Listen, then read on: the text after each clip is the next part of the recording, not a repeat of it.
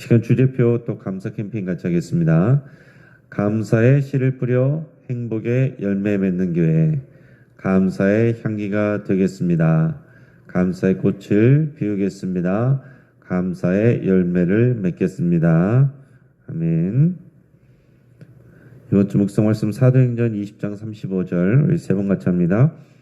범사에 여러분에게 모본을 보여준 바와 같이 수고하여 약한 사람들을 돕고 또 주 예수께서 친히 말씀하신 바 주는 것이 받는 것보다 복이 있다 하심을 기억하여야 할지니라.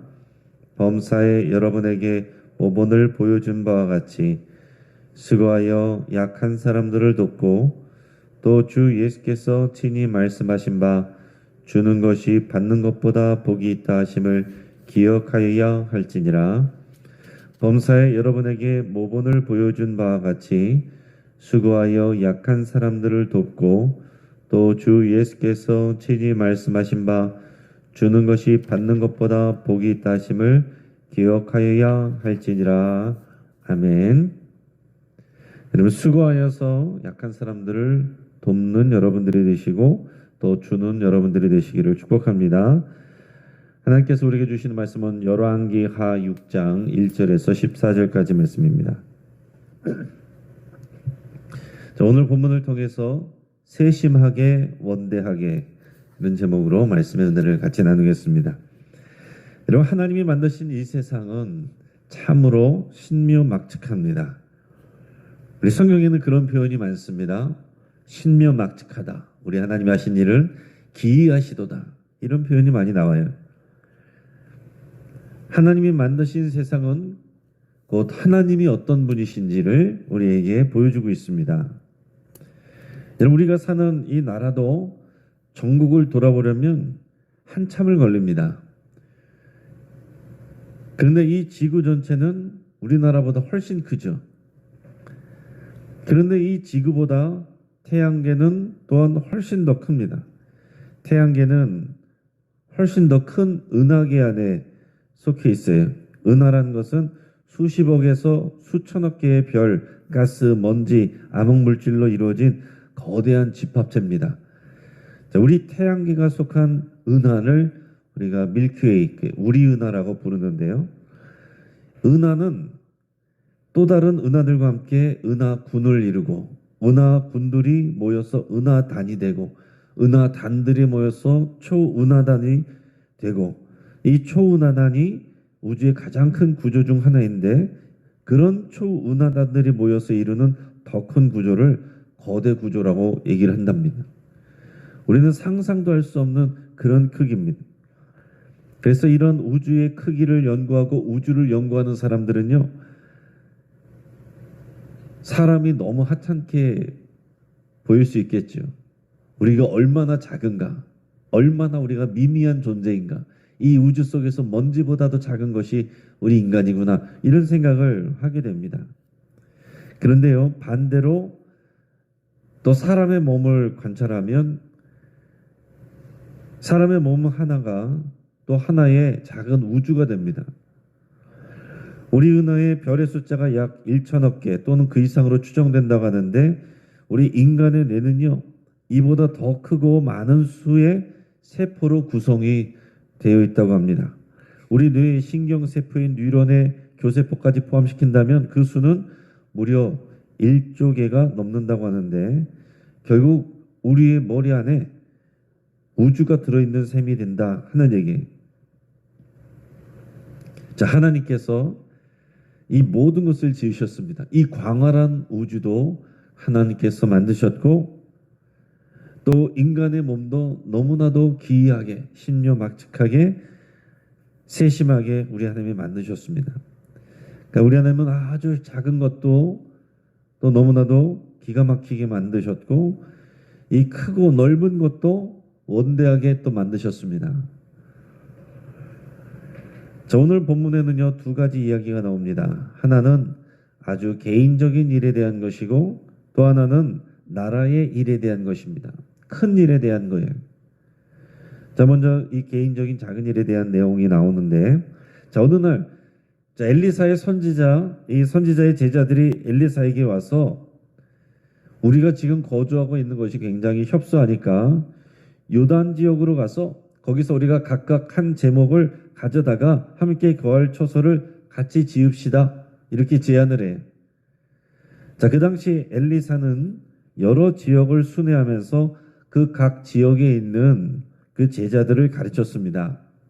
그 몇 개의 지역에 제자들이 모여 살고 있고 또 이제 순회하면서 가르치는데 한 곳에 갈 때마다 상당한 시간을 함께 지내곤 했던 것 같습니다. 근데 이제 제자들이 많아지니까 여기가 우리가 함께 거하기 좁으니 요단으로 가서 우리가 또 집을 더 크게 지읍시다. 이렇게 얘기했어요. 그래서 엘리사는 제자들의 제안을 또 쉽게 받아들였습니다. 그래서 엘리사가 제자들에게 그래 가라 이렇게 했습니다. 그러자 제자 중 하나가 또 청하기를 선생님도 같이 가시죠. 그러면서 함께 가자고 또 했습니다. 그러니까 엘리사가 또 쉽게 내가 가리라 또 이렇게 대답을 했어요. 여러분 이것이 엘리사에게는 귀찮고 불편한 일일 수 있습니다. 또 굳이 그러지 않아도 될 수 있는 일입니다. 그러나 지금 보면 엘리사가 그 제자들에게 최대한 모든 것을 맞춰주고 있는 모습이 또 이렇게 느껴져요. 자, 그렇게 해서 엘리사와 제자들이 함께 요단으로 이동을 했습니다. 이제 집을 짓기 위해서 이제 제자들이 나가서 다 이제 나무를 합니다.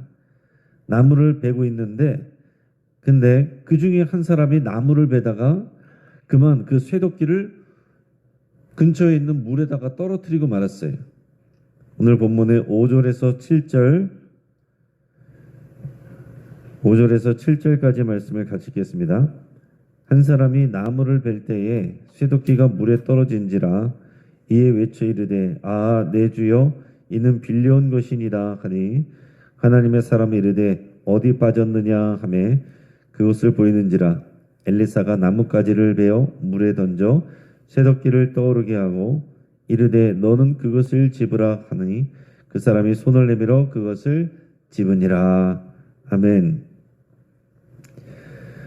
자, 나무를 하다가 한 사람이 쇠도끼를 물에 떨어뜨렸다는 거죠. 그러자 그 사람이 너무나도 안타까워하면서 엘리사에게 이렇게 외쳤습니다. 아, 내 주여, 이것은 빌려온 도끼입니다. 무슨 말이에요? 이거 어떡합니까? 내 것도 아니고 빌려온 건데 다시 갖다 줘야 되는데 이거 어떡하지요? 자, 이것을 통해서 알 수 있는 것은 뭐냐면 그 당시 이 선지자들의 제자들 그들이 경제적으로 가난했다라는 것을 우리가 생각할 수가 있습니다. 도끼를 빌려왔어요. 내게 없습니다. 그래서 빌려온 쇠도끼를 빨리 잘 쓰고 갖다 줘야 되는 그런 정도의 지금 사람들이. 근데 그것을 물에 빠뜨려서 잃어버렸으니 지금 어쩔 줄 몰라서 쩔쩔매고 있는 것입니다.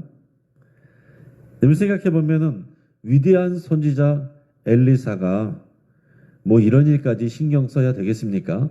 잃어버린 도끼 뭐 그런 것까지 엘리사가 신경 써줘야 되는 일이냐 하는 얘기입니다. 근데 엘리사가 바로 반응했습니다. 그래 어디다 빠뜨렸느냐? 네 이쪽에다 빠뜨렸습니다. 그랬더니 엘리사가 나뭇가지를 베어서 그 물에 던졌어요. 그랬더니 놀랍게도 가라앉아 있던 쇠도끼가 물에 동동동 이렇게 떠올랐다는 거예요. 이게 무슨 원리입니까? 이런 원리는 없습니다. 어떤 나뭇가지를 던졌더니 그렇게 됐을까요? 어떤 나뭇가지인지 그것도 중요한 게 아닙니다. 하나님이 하신 초자연적인 역사예요. 독이 들어있는 국에 밀가루를 넣었는데 독이 사라졌다.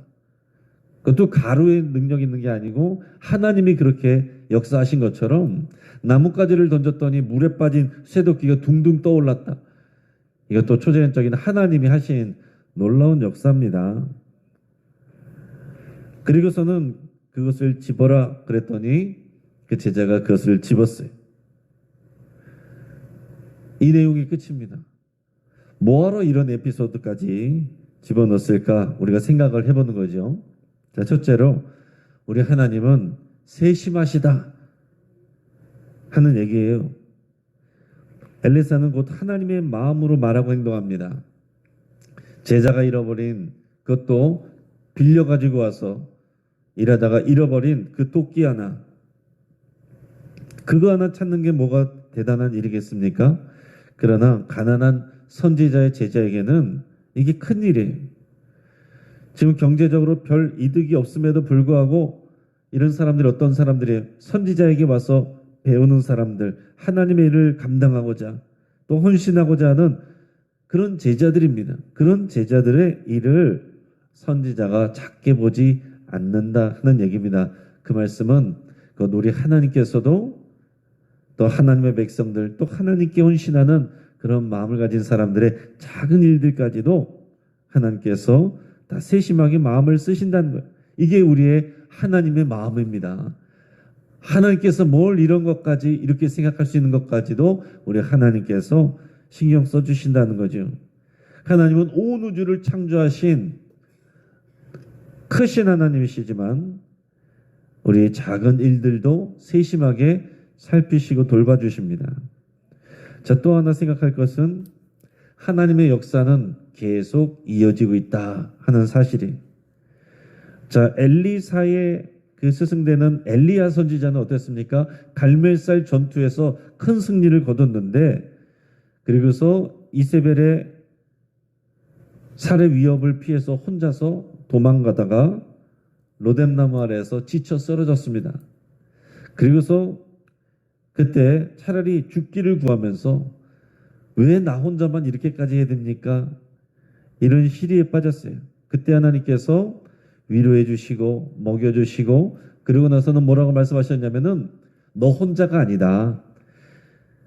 너 혼자만 싸우고 있는 게 아니고 바알에게 무릎 꿇지 않은 7,000명이 있다. 그런 말씀하셨습니다. 그러면서 격려하시고 힘을 주시면서 다시 그 사역을 감당하게 했어요. 그래도 엘리야는 어땠다고요? 엘리야는 좀 외로웠습니다. 나 혼자서 이렇게 일하는 그런 힘든 일이었어요. 근데 지금 엘리사는 어떻습니까?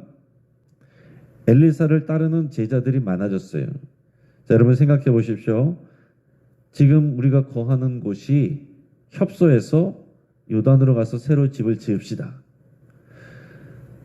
그럼 어떤 것을 봐야 돼요? 우리가 사는 곳이 너무 협소해요. 불평할 수도 있지만 지금 옆으로 가서 이제 크게 지읍시다 하는 것은 무슨 얘기입니까? 제자들이 많아졌다는 사실입니다. 여러분, 이세벨 때 많은 선지자들을 죽였고요. 주를 따르는 사람들을 죽였습니다.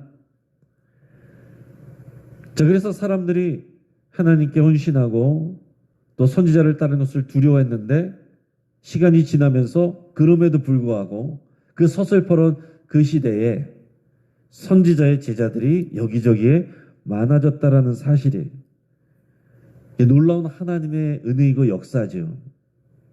그러니까 우리는 그것을 볼 수 있어야 됩니다. 그러니까 우리는 똑같은 상황에서도 하나님이 일하고 계시구나.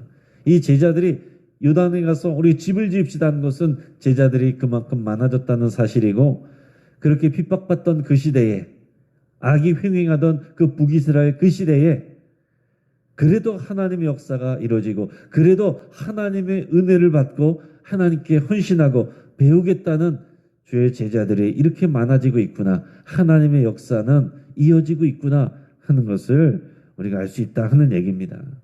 우리는 우리의 똑같은 상황에서도 하나님이 하시는 일들과 그 은혜를 볼 수 있기를 축복합니다. 오늘 비가 와서 너무나도 힘든 그런 상황일 수 있지만 우리에게 이 더운 때에 또 비를 내려주시는 우리 하나님께 감사할 수 있는 우리가 될 수 있길 바랍니다. 그리고 나서는 또 다른 이야기가 나오는데, 이제는 나라의 일들을 돌아보는 엘리사 선지자의 이야기가 나옵니다. 자, 지금 앞에서는 가난한 제자의 도끼 하나 찾아주는 그런 내용이 나왔는데, 나라의 큰 일에도 기여를 하고 있는 엘리사의 이야기가 나옵니다. 그 당시 이제 아람 왕이 또 이스라엘과 전쟁을 벌이고 있었습니다. 자, 아람 왕이 이스라엘 왕을 공격하기 위해서 여러 가지 비밀스러운 계획들을 이제 세웁니다. 신복들과 의논을 해서 아무데다가 장소를 정해가지고 여기다 진을 치자. 그래가지고 또 왕이 가는 길을 기다렸다가 왕을 체포하자, 잡자, 그렇게 계획들을 세웠는데 그때마다가 실패했습니다. 그때마다 그 지역에 마침 어떻게 이스라엘 군대가 타고 와서 다 경비를 하는 거예요. 이게 어떻게 된 것이냐면 하나님의 사람 엘리사가 아람 왕의 이런 계획들을 다 미리 알고, 어떻게 미리 알았겠어요? 하나님이 다 가르쳐 주시는 거죠. 그래서 이것을 북이스라엘 왕에게 다 알려주고 조언을 해줬습니다. 어디에 아람의 군대가 출동할 수 있으니 그곳을 경비해야 됩니다. 그러면 왕이 그 말을 듣고서 그렇게 했습니다. 왕은 어디로 다니지 마십시오. 아람 왕의 군대가 다닐 수 있습니다. 또 준비하고 있습니다. 그래서 이스라엘 왕이 아람의 덫에 걸리지 않을 수 있었다는 사실입니다.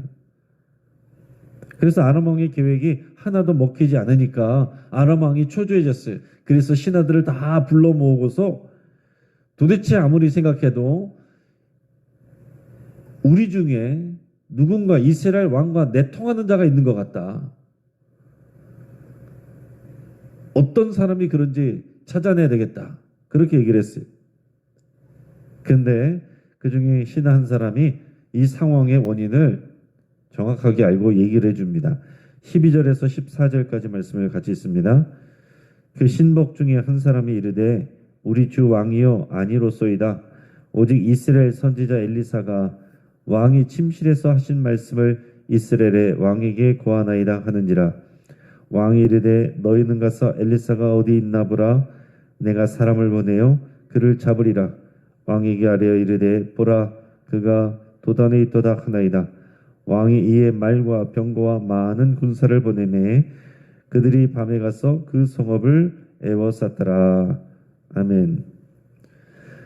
자, 아람 왕의 신하가 얘기를 하기를 우리 내부에 이스라엘 왕과 내통하는 자가 있어서 그런 게 아닙니다. 지금 그 북이스라엘에는 엘리사라고 하는 선지자가 있어서 왕이 침실에서 한 말도 그가 다 듣고 있습니다. 그래서 이렇게 되는 겁니다. 이렇게 얘기를 했어요. 자, 이 얘기를 듣고서 아람 왕이 지금 이스라엘 왕과 싸울 일이 아니라 그 선지자를 잡아야 된다. 그 선지자가 지금 어디 있느냐? 알아보니까 도단에 있답니다. 그러니까 아람 왕이 군대들을 다 보내가지고 큰 군대와 병력이 엘리사 하나 잡겠다고 그가 있는 성읍을 다 에워쌌습니다. 자, 이처럼 엘리사는 나라의 일들에 대해서도 하나님의 말씀을 잘 듣고 전달하여서 이스라엘 왕에게 또 알려줬습니다. 자, 아람 왕이 많은 군대를 동원할 만큼 엘리사를 잡으려고 할 정도로 엘리사의 영향력이 컸다라는 거죠. 나라와 나라의 일들을 하나님께서 엘리사를 통해서 움직이셨다 하는 얘기입니다. 자, 이제 말씀을 정리합니다. 자, 하나님은 세상을 창조하실 때 온 우주를 우리가 다 예측하지도 못하도록 그렇게 크게 거대하게 창조하셨습니다. 그뿐만 아니라 하나님은 우리 한 사람 한 사람의 몸도 작은 우주처럼 신비롭게 창조하셨어요. 그래서 우리 하나님은 아주 세밀하시면서 동시에 아주 원대하십니다. 엘리사 선지자는 제자가 나무라다가 빠뜨린 이 쇠도끼를 찾아줬습니다. 그것도 놀라운 하나님의 능력이 이름 없는 가난한 제자가 이웃에게 빌려온 이 도끼를 찾아준 것입니다. 이처럼 하나님은 아주 작은 일에도 신경을 쓰시고 역사하십니다.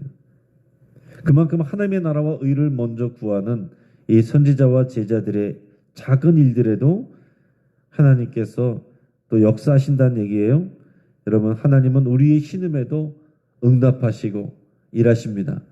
우리 한 사람 한 사람을 바라보실 때 마치 이 세상에 우리 한 사람밖에 없는 것처럼 우리를 주목하여 보시고 우리 모든 인생의 일들을 계획하시고 역사하십니다. 엘리사는 또한 이스라엘을 공격하려는 아람 왕의 계획을 하나님의 능력으로 계시받아서 이스라엘 왕에게 다 조언해 줬습니다. 자, 이처럼 엘리사의 이 역사를 기록한 내용들이 하나는 아주 작은 일들까지도 세심하게 역사하시고 돌보시는 내용이 나오고 하나는 또한 나라와 나라의 일들을, 큰 일들을 그렇게 다스리고 통치하시는 우리 하나님의 역사를 보여주고 있습니다. 그 하나님이 우리의 하나님이시고 우리의 아버지가 되십니다. 여러분, 우리의 작은 일들, 남들한테 말하기도 부끄러운 아주 작은 일들까지도 우리 하나님은 알고 계시고, 또 그것을 돕고 계시고 필요를 채워주시는 그 하나님이 온 우주를 창조하시고 온 세계와 만물을 다스리시는 전능하신 만군의 주 여호와 하나님이십니다. 그 만군의 주 여호와 하나님이 우리를 사랑하셔서 독생자까지 내어주신 우리의 아버지 되십니다. 하늘에 계신 우리 아버지, 얼마나 아름답고 놀라운 그런 우리 하나님이십니까? 그 하나님의 은혜 안에서 믿음으로 살아가는 저 여러분 되시길 주의 이름으로 축복합니다. 같이 한번 기도하겠습니다. 우리 말씀을 붙잡고 함께 기도할 때에 우리의 신음에도 응답하여 주신 우리 하나님께 여러분 감사를 드리면서 여러분들의 구하는 바를 기도하시길 바랍니다. 우리 예수님은 우리에게 일용할 양식을 구하라 그랬습니다. 매일매일 우리에게 필요한 것들을 우리 주님께 구하시길 바랍니다. 또한 나라와 민족을 움직이시고 통치하시는 만군의 주 여호와 하나님을 신뢰하고 의지한다고 여러분 고백할 수 있길 바랍니다. 우리 하나님은 교회에 갇혀 계신 분이 아닙니다. 나라와 또 민족과 이 세계와 역사와 우주를 또 운행하시는 하나님이세요. 우리 하나님께서 모든 것을 하나님의 뜻 가운데 아름답게 이루어달라고, 통치해달라고 여러분 같이 기도하시고, 또 엘리사처럼 우리가 가난한 이웃과 교우들을 세심하게 돌아보고 돕기로 결단하며 그렇게 실천하기로 기도할 수 있길 바랍니다. 우리 환우들을 위해서 여러분들의 치유를 위해서 기도하시고, 새롭게 시작한 우리 주주클럽 가정예배를 위해서 가정예배가 정말 하나님이 기뻐하시는 대로, 명령하신 대로 온전하게 회복되고 가정들이 교회되기를 위해서 함께 기도하시고, 우리 서울 강서 시니어 클럽 위해서 함께 기도하실 때 이제 5년의 사역을 마치고 또 하나님의 은혜로 다시 위탁받아서 또 새롭게 시작하고 있습니다. 서울 강서 시니어 클럽을 통해서 또 이 지역사회의 어르신들을 잘 도울 수 있도록 그렇게 여러분 함께 또 기도하시기를 바랍니다. 주여 한번 부르짖고 합심해서 함께 기도하겠습니다. 주여.